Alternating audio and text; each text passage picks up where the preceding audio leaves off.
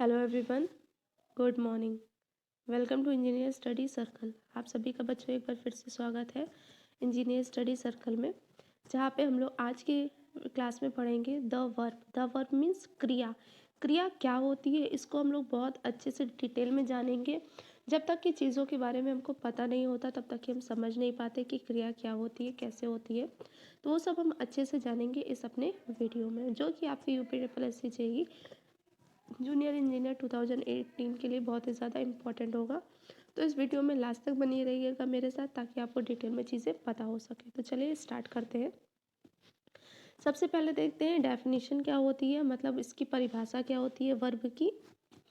A word और group of word that is used to indicate that something happen or exist. For example, bring, happen, be, to. It means अगर हिंदी में देखें तो क्रिया। क्रिया क्या होती है? ऐसा शब्द या वाक्यांश है जो किसी घटना के घटने या किसी वस्तु के अस्तित्व में होने की अर्थ देता हो। ठीक है, मतलब जैसे डिस्क्राइबिंग वर्ड, एक ऐसे शब्द जो हमें ये बताते हैं कि कोई भी कार्य हो रहा है या किया गया है या होने वाला है। इस तरीके से जो चीज़ें हमें पता चलती हैं वही हमारे क्या होती हैं, वर्ब होती है। ठीक है, जैसे आपका हिंदी में देखें तो हिंदी में बहुत सारे वर्ड हैं। एक तो आप पहचानने का आपका इजी वे है कि लास्ट में आपको क्या मिल जाए, ना, तो वो आपकी क्या है, क्रिया है और वर्ब। जैसे हंसना, ये सिर्फ हिंदी के लिए है। रोना, ठीक है।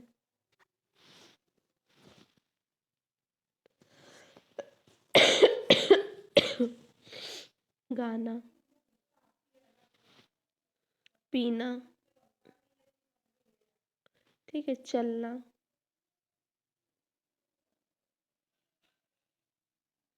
बहुत सारे हैं। उठना, बैठना, नहाना, खाना, बनाना, धोना, सब चीज़ें आपकी लास्ट में क्या मिलता है, ना।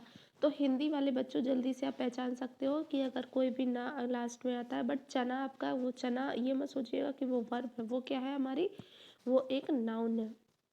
तो ये सब चीज़ें हमारी क्या हो जाती हैं, वर्ब हो जाती हैं। ठीक है, अब इसके बाद में आपको, जैसा कि हमने बताया कि जो वर्ब है, ठीक है, तो वर्ब ये कौन सी भाषा से लिया गया, ये सब पूछते नहीं है, बट आपको पता होना चाहिए कि लैटिन भाषा से है आपका, जिसका मीन होता है आपका शब्द क्या है, वर्बम। ठीक है, वर्बम से क्या निकाला गया है, वर्ब निकाला गया है। अब समझ में आया कि ये एक वर्ब एक ऐसा वर्ड होता है जो किसी चीज़ को स्पष्ट रूप से ये बताए कि कार्य हो रहा है, करना है या होना है या होगा, वो वर्ब कहलाता है। और बिना वर्ब का कोई भी वाक्य कंप्लीट नहीं होता है, वो ऑलवेज इनकम्प्लीट होता है, कभी भी मीनिंगफुल नहीं होगा। आई होप क्लियरली आपको समझ में आया। तो चलिए अब देखते हैं, पहले तो जान लेते हैं काइंड्स ऑफ वर्ब। वर्ब कितने प्रकार की होती हैं, ठीक है। वर्ब अगर हम लोग यहाँ पे वर्ब्स, काइंड्स ऑफ वर्ब देखते हैं तो दो प्रकार की होती है। एक होती है मेन वर्ब, दूसरी होती है ऑक्सिलरी वर्ब। क्या होती है, पहली होती है मेन वर्ब और दूसरी क्या होती है, हमारी ऑक्सिलरी वर्ब होती है। अब क्या करते हैं, कुछ सेंटेंसेस देखते हैं जिसके ब्याह पे आपको पता चलेगा कौन मेन वर्ब है और कौन ऑक्सिलरी वर्ब है। उसके बाद हम क्या करेंगे, उन्हीं की डेफिनेशन जानेंगे, उन्हीं के बारे में जानेंगे कि किस तरीके से होता है।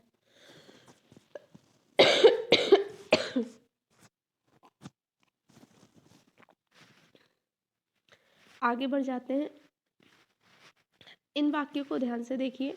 आई एम प्लेइंग, यहाँ पे दो वर्ब यूज हुई है। एक यूज है एम, दूसरी हुई है प्लेइंग।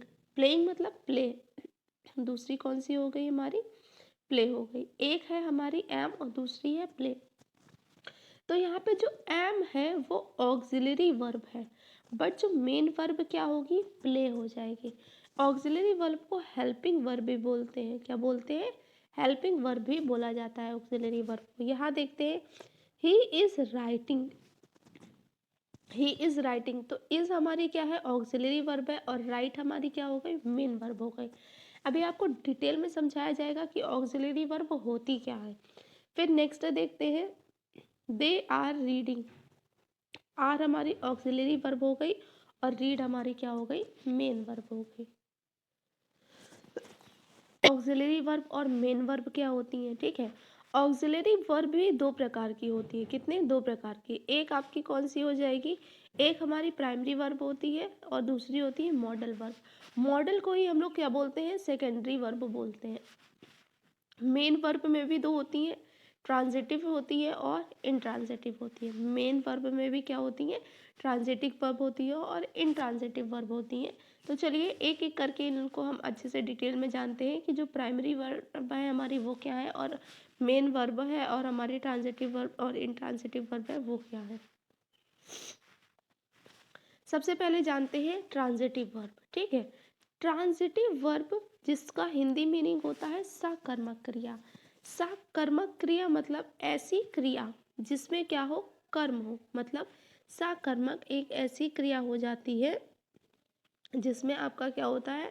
कर्ता होता है, मतलब कार्य करने वाला उसमें प्रेजेंट होगा, तो वो सकर्मक क्रिया है। इंग्लिश मीनिंग देखते हैं आपका definition. A transitive verb is verb that requires an object to receive the action. मतलब इसमें आपका ऑब्जेक्ट होगा, मतलब जो कार्य आप कर रहे हो, ठीक है, कार्य किसके द्वारा किया जा रहा है और लास्ट में आपको क्या मिलेगा।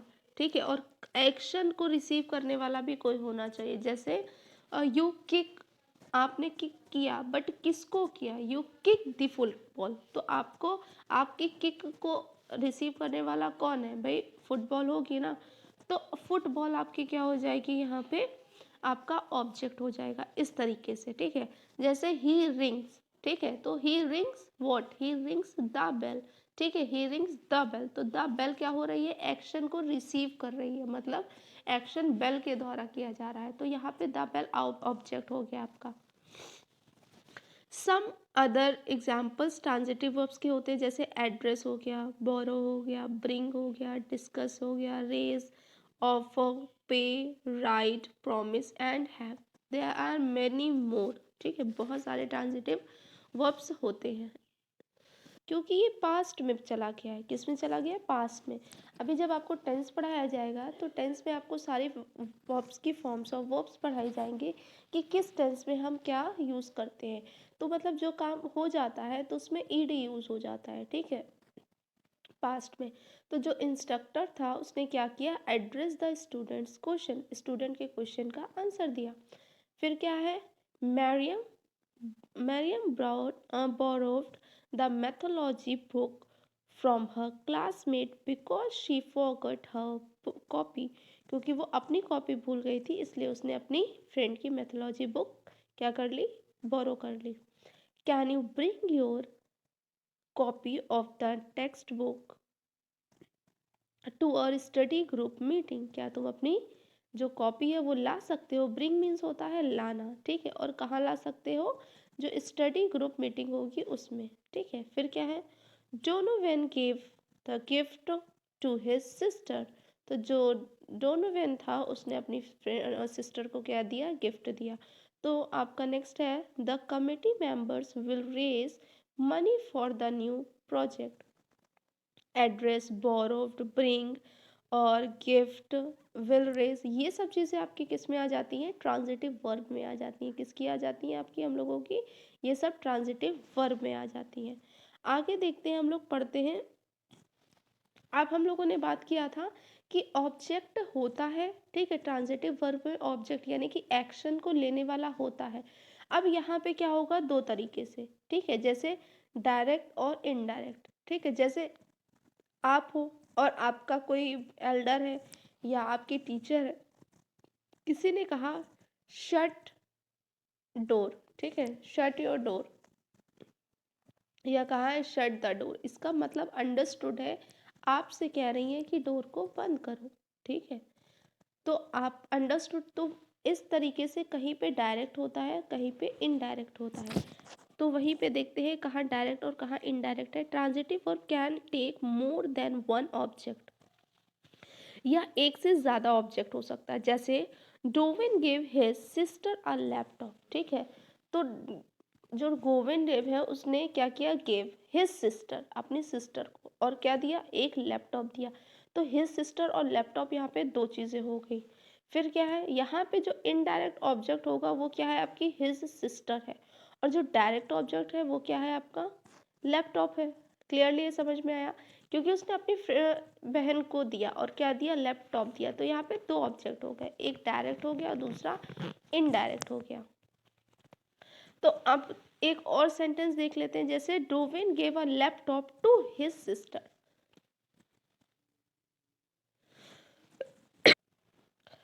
ठीक है, तो क्या है आपका, Donovan gave a laptop to his sister. अब टू हिज सिस्टर क्या हो जाएगा, यहाँ पे डायरेक्ट आपका क्या हो जाएगा, ऑब्जेक्ट हो जाएगा। ठीक है, बट यहाँ पे हिज सिस्टर क्या हो रहा था, इनडायरेक्ट ऑब्जेक्ट हो रहा था। आई होप क्लियरली समझ में आया।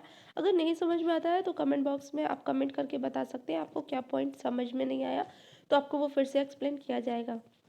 एक्चुअली थोड़ी स्नीजिंग है तो उसकी वजह से आपको वॉइस क्लियर नहीं आ रही होगी, बट आप कॉन्सेंट्रेट करेंगे तो आपको इजीली समझ आएगा। नेक्स्ट देखते हैं इंट्रांजिटिव वर्ब। इंट्रांजिटिव वर्ब की बात करते हैं हम लोग। तो an intransitive verb does not take an object. अब इसमें एक्शन का रिसीव करने के लिए ऑब्जेक्ट की ज़रूरत ही नहीं होती है। तो जिनमें नहीं होती है वो इंट्रांजिटिव यानी कि अकर्मक क्रिया होती है। ठीक है, पर जिनमें होती है वो ट्रांजिटिव होते हैं, उनको सकर्मक क्रिया कहते हैं। Using an object immediately after an intransitive verb will create an incorrect sentence. अगर आप उसको यूज कर लेते हो तो वो इनकरेक्ट सेंटेंस हो जाएगा।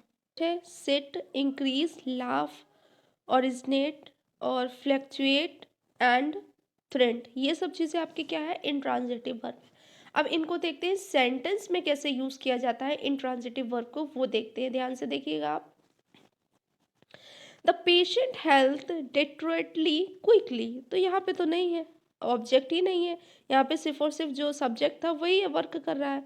तो the patient health deteriorated quickly. Next है Ahmed voted in the local election, तो यहाँ पे क्या है, Ahmed voted in the local election. Next है मे आई सिट हेयर।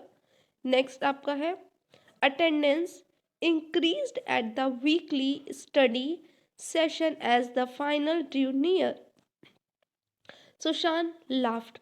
तो यहाँ पे क्या हो रहा है, आपका यूज हो रहा है इंट्रांजिटिव वर्ब यूज हो रही है। क्या यूज हो रही है, इंट्रांजिटिव वर्ब हो रही है। तो जब वर्ब का प्रयोग हम ट्रांजिटिवली करते हैं तो उसमें ऑब्जेक्ट अवश्य आता है। ठीक है, ऑब्जेक्ट मस्ट होता है, उसमें आता है।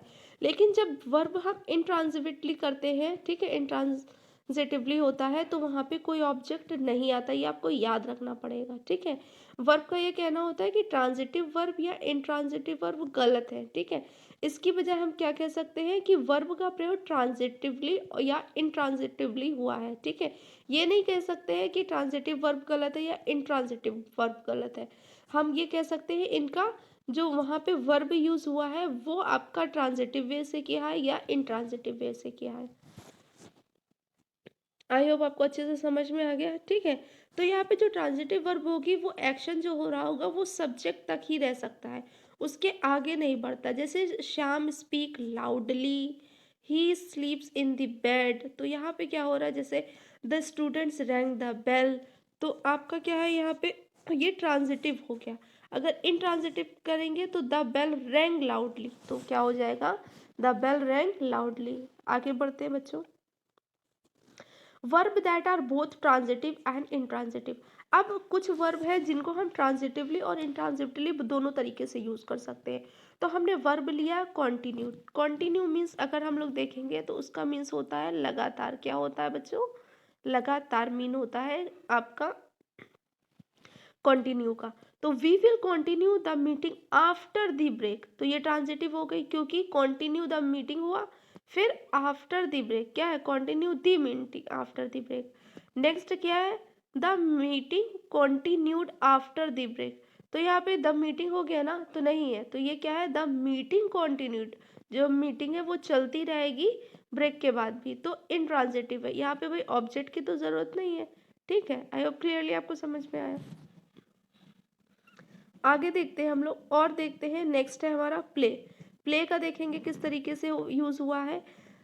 3 of the student play the guitar, तो यहाँ ट्रांजिटिव हो गया क्योंकि प्ले द गिटार, क्या प्ले कर रहे हैं, गिटार को प्ले कर रहे हैं। But the student will play outside today, तो आउटसाइड मतलब प्ले है, खेलेंगे पर बाहर, पर प्ले जो एक्शन है, एक्शन क्या है, प्ले, एक्शन का इस पे इफेक्ट नहीं पड़ रहा है, बट प्ले मतलब खेलना, सॉरी प्ले मतलब बजाना, प्ले करना। तो ये कहाँ क्या करेंगे, प्ले करेंगे, गिटार बजाएंगे। तो जो एक्शन है वो किस पे डिपेंड हुआ है, गिटार पे, तो ये ट्रांजिटिव हो गया। बट प्ले आउटसाइड, बाहर और खेलना से कोई रिलेटेड नहीं है, घर के अंदर भी तो खेल सकते हैं ना, तो इसलिए ये क्या हो गई, इंट्रांजिटिव हो गई। आगे बढ़ते हैं, रिटर्न, ठीक है। अब क्या बात करते हैं, रिटर्न का यूज करते हैं। Xavier return the book to the library. तो यहाँ पे क्या हो गया आपका, रिटर्न, क्या रिटर्न किया उन्होंने, द बुक किया, ठीक है, किसे, टू द लाइब्रेरी को। तो जो एक्शन है, रिटर्न है, वो कहाँ गया, बुक का हुआ और लाइब्रेरी में हुआ। बट नेक्स्ट इसी तरीके, तो ये ट्रांजिटिव हो गई। नेक्स्ट इसी तरीके का देखेंगे, the student return to school after the winter break. तो ये क्या हो गया, इंट्रांजिटिव हो गया। क्या हो गया बच्चों, इंट्रांजिटिव हो गया। अब यहाँ पढ़ते हैं हम लोग ऑक्सिलरी वर्ब के बारे में, पढ़ते हैं कि ऑक्सिलरी वर्ब क्या होती है, ठीक है। एन ऑक्सिलरी वर्ब और helping verb as it also called, it means auxiliary verb को ही क्या कहते हैं, हेल्पिंग वर्ब कहते हैं। अभी हम लोगों ने आप पढ़ा, अभी आपको हमने बताया स्टार्टिंग में, is used when main verb to help express the main verbs tense, mood और वॉइस। यानी कि अगर जब हम किसी समय के अकॉर्डिंगली वर्ब यूज करते हैं, अपने मूड के अकॉर्डिंगली यूज करते हैं, या वॉइस के अकॉर्डिंगली यूज करते हैं वर्ब, तब वहाँ पे क्या यूज होता है, हेल्पिंग वर्ब होती है। जैसे काम हो रहा है उससे मतलब नहीं है, कब हो रहा है, होने वाला है, कल होगा या हो चुका है। अब यहाँ पे किसकी जरूरत पड़ेगी, ऑक्सिलरी वर्ब की जरूरत पड़ेगी, ठीक है। अभी जो हम लोगों ने पहले वाले सेंटेंसेस देखे वहाँ पे ऑक्सिलरी वर्ब नहीं था, ठीक है। जैसे हम लोगों ने यहाँ पे सेंटेंस देखा तो यहाँ पे कहीं आया आपका ऑक्सिलरी वर्ब, नहीं आया, ठीक है। तो इसी तरीके से जब हम लोग ऑक्सिलरी वर्ब का यूज़ करते हैं तो हम वहाँ पे क्या एक्सप्रेस करते हैं, टेंस, मूड और वॉइस। एक एक करके इसके बारे में जानते हैं डिटेल से। ऑक्सिलरी वर्ब, ठीक है, क्या है, हमारी ऑक्सिलरी वर्ब है यहाँ पे, आप ये ध्यान से देखिए। अगर हम ऑक्सिलरी वर्ब में बात करते हैं टू बी का, किसकी बात करते हैं, किसकी बात करते हैं बच्चों, टू बी, ठीक है।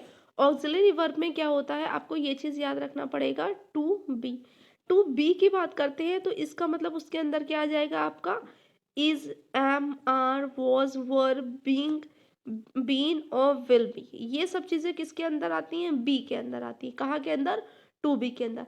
अगर आपको यूज कराया जाए टू हैव, क्या दिया जाए, टू हैव, टू हैव के अंदर क्या आ जाएगा, हैज, हैड, हैविंग और विल हैव। ये सब चीज़ें आपको सेंटेंस के अकॉर्डिंगली आती है कि आप सेंटेंस आपका प्रेजेंट में है, पास्ट में, फ्यूचर में है, प्रेजेंट कॉन्टिन्यूअस है, प्रेजेंट परफेक्ट है। इस तरीके से जितने क्वेश्चंस होते हैं ये हम कब यूज़ करते हैं उस पर आता है। डू की मीनिंग क्या होती है, डज, डिड और विल, ठीक है।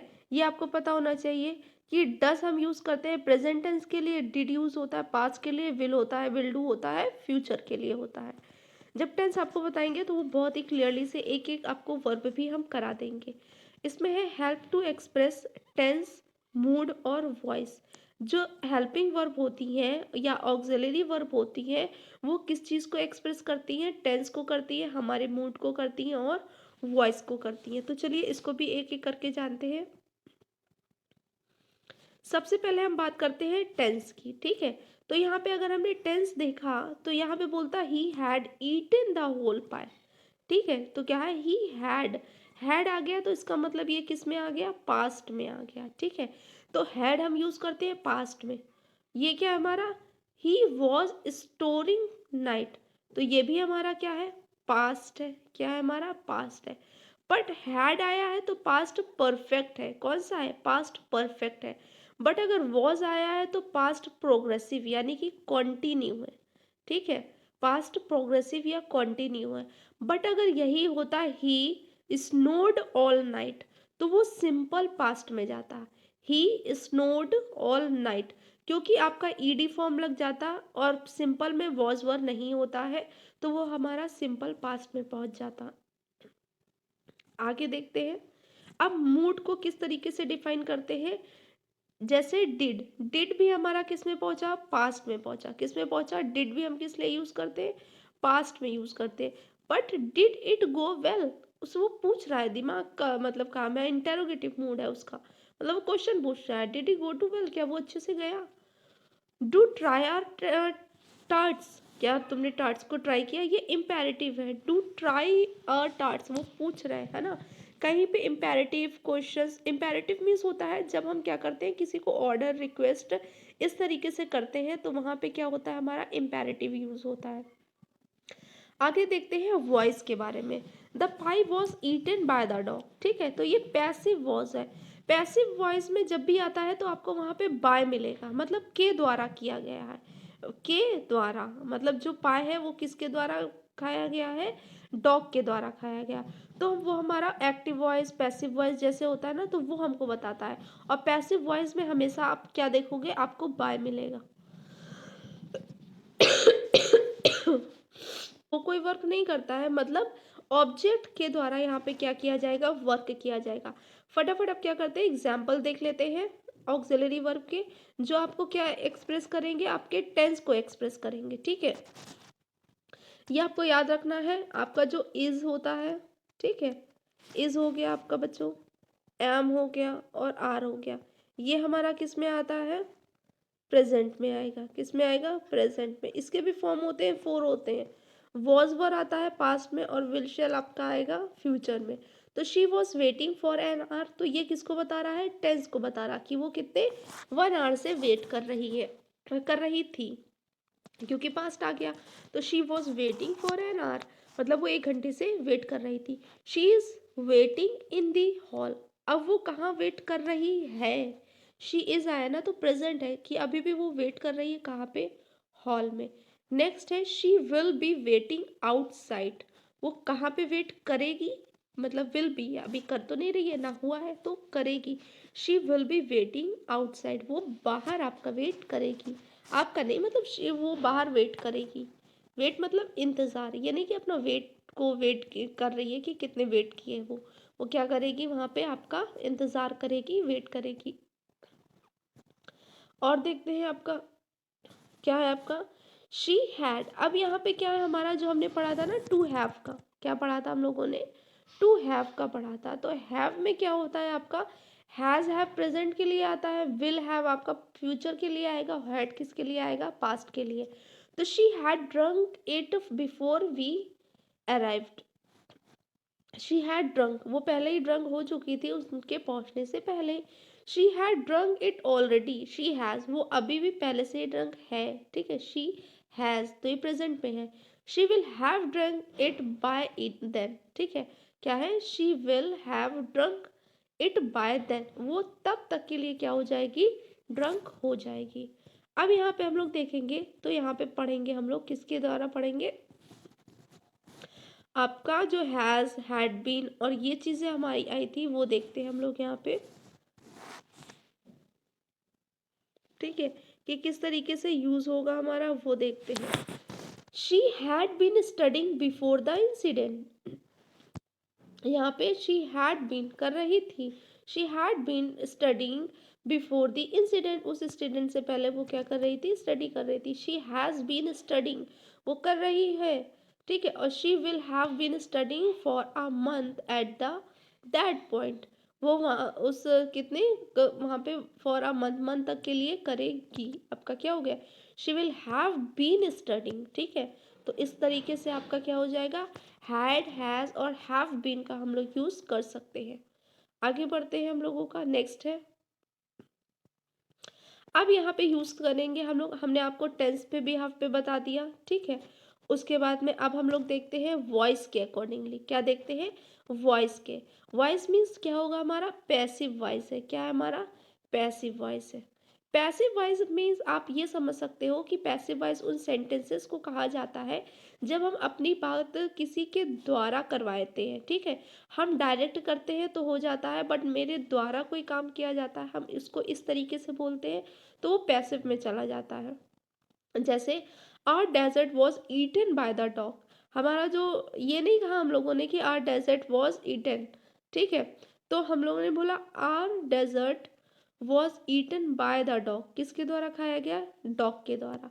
The geese are driven through the snicket, ठीक है। तो आपका यहाँ पे हाँ आपका क्या है, बाय द स्निकेट होगा, क्या होगा, through by the snicket. The geese are driven through by the snicket. Next आपका थर्ड है, the phone will be disconnected by tomorrow. क्या हो जाएगा, the will be disconnected by tomorrow, the phone will be disconnected by tomorrow. तो ये आपका क्या हो जाएगा, वॉइस आ गया। तो जब भी पैसिव वॉइस आएगा तो वहाँ पे हम क्या यूज़ करेंगे, बाय यूज़ करेंगे, बहुत अच्छे से समझिएगा। नेक्स्ट आपको डिफाइन करता है यहाँ पे मूड, मतलब जैसे डिड यू विन, क्या तुमने जीता, तो यहाँ पे पूछ भी रहे हैं और मूड भी पूछ रहे हैं कि आप किस तरीके का मूड है। डोंट फॉरगेट योर वॉलेट, ये इम्पेरेटिव है, ये आप क्या कर रहे हैं, किसी को सजेस्ट कर रहे हैं, ऑर्डर कर रहे हैं, या किसी से आप बता रहे हैं। इस तरीके के सेंटेंसेस को इम्पेरेटिव सेंटेंसेस कहते हैं। तो यहाँ पे वही इम्पेरेटिव मूड हो गया आपका, कैसा हो गया, इम्पेरेटिव मूड हो गया। तो पूछ रहे हैं डोंट फॉरगेट यू वॉलेट, आप अपना वॉलेट को मत भूलिएगा। आई होप क्लियरली समझ में आ गया। तो अब देखते हैं हमारा मॉडल वर्ब्स क्या होती हैं, मॉडल ऑक्सिलरी वर्ब्स क्या होती है, मॉडल ऑक्सिलरी वर्ब का हम लोग यूज़ क्यों करते हैं, किस तरीके से ये होती है, ये सब चीज़ें हम लोग जानते हैं अच्छे से डिटेल में। तो आपका जो मूड या आपका मोड्स होती हैं यही बताती हैं।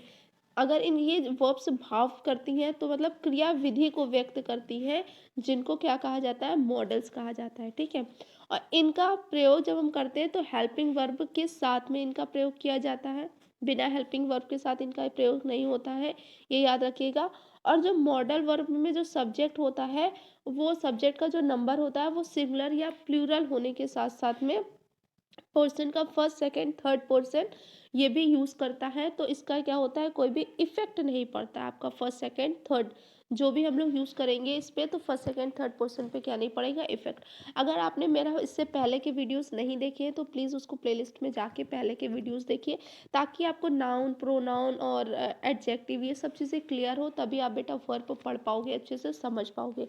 तो मॉडल वो वर्ब होती हैं जो किसी की क्रियाविधि को व्यक्त करती हैं, भाव को व्यक्त करती हैं, और इसमें किसी के सिंगुलर और प्लूरल वर्ब और फर्स्ट सेकंड थर्ड पर्सन होने का कोई भी प्रभाव नहीं पड़ता। और मॉडल के साथ हमेशा आप याद रखिएगा फर्स्ट वर्ब का यूज़ करते हैं, ठीक है।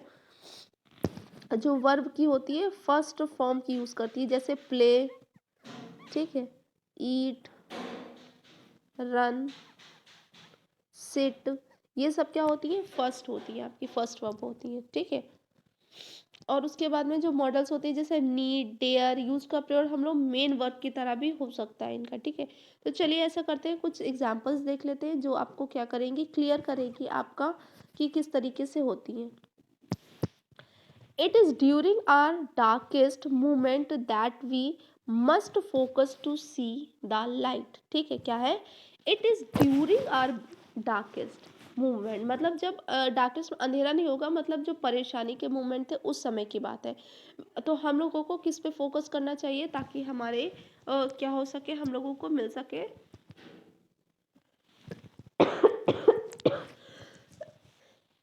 एक पॉजिटिविटी, ठीक है, कि हम पॉजिटिविटी की तरफ पहुंचे। नेक्स्ट है, I don't say we all ought to misbehave but we ought to look as if we could, मतलब हम लोग मिसबिहेव करें ये नहीं कह रहे हैं कि मिसबिहेव करें, बट हमें उसकी तरफ देखना चाहिए कि उस किस तरीके का वो होगा, कि जब मिसबिहेव किया जाए तो कैसा होता है। A baby is God's opinion that life should go on.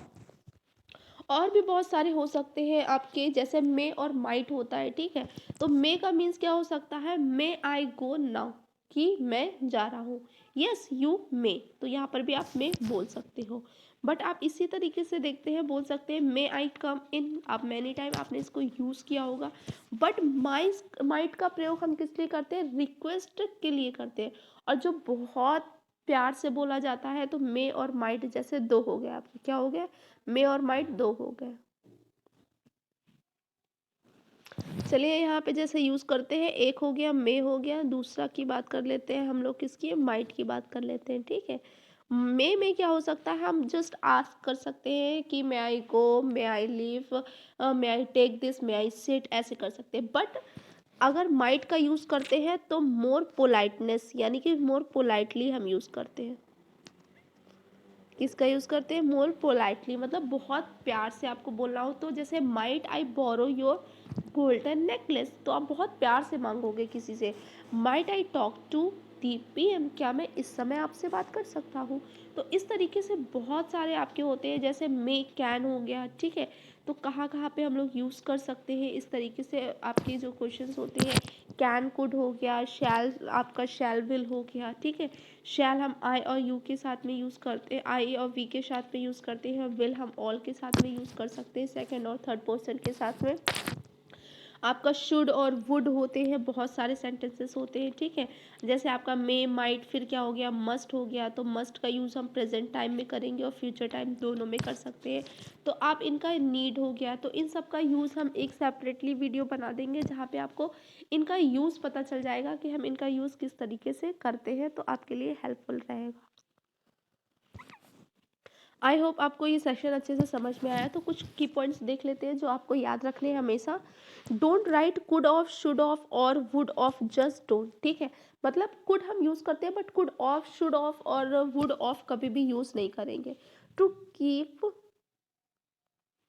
Your grandchild grammatically pure, correct their use of can I to may I when they seeking permission।